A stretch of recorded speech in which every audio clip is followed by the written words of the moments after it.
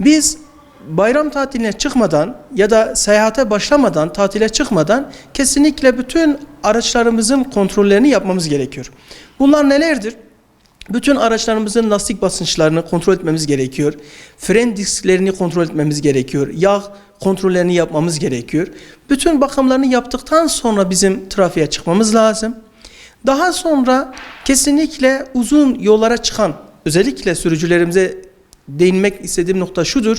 Ara ara 4 saate bir, 2 saate bir muhakkak dinlenin. Gerekirse uykunuz çok fazla varsa biraz uyuyun. Ondan sonra yola çıkın. Diğer nokta, tabi malumunuz bu Kurban Bayramı'na çıkarken bütün vatandaşlarımız bir yerden bir yere gidiyor. Bazıları tatile çıkmak üzeredirler. Sürekli değindiğimiz noktalardan birkaçına değineceğim. Bunlardan öncelikle hıza dikkat etmemiz gerekiyor. Hız kesinlikle bir felakettir. Ne yazık ki bu bayram sevincimizi haberlerde duyuyoruz ki bu bayram sevincimiz kabusa dönüştü. Dönemler olabiliyor, günler olabiliyor. Öncelikle ana yollarda, tali yollarda kesinlikle hız tabelalarına dikkat etmemiz gerekiyor. Gerekirse yarım saat, 1 saat geç gidelim ama bu mutlu Kurban Bayramı'nda güzel bir şekilde ailemizle beraber geçirelim. En önemli nokta kesinlikle hıza dikkat etmemiz gerekiyor. Hocam kesinlikle bu son süreçte teknolojinin gelişmesiyle beraber yol haritası uygulamaları var. O yol haritası uygulamalardan hangi yol güzergahı seyrekse oradan gidebilirler. İlk olarak buna dikkat etmeleri lazım.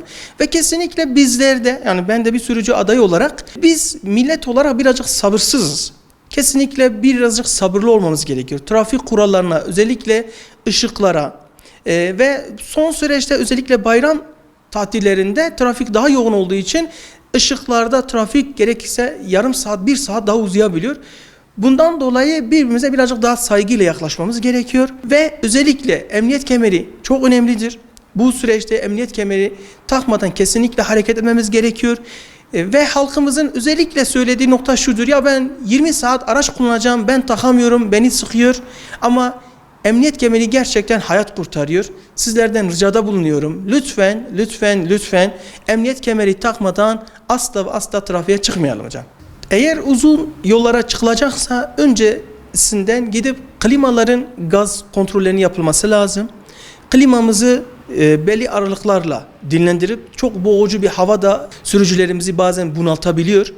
Ama sıcaklığın etkisiyle beraber biz klimamızı açacağız ve camları da kesinlikle, aracımızda çocuk varsa özellikle cam kilidini kapalı tutuyoruz.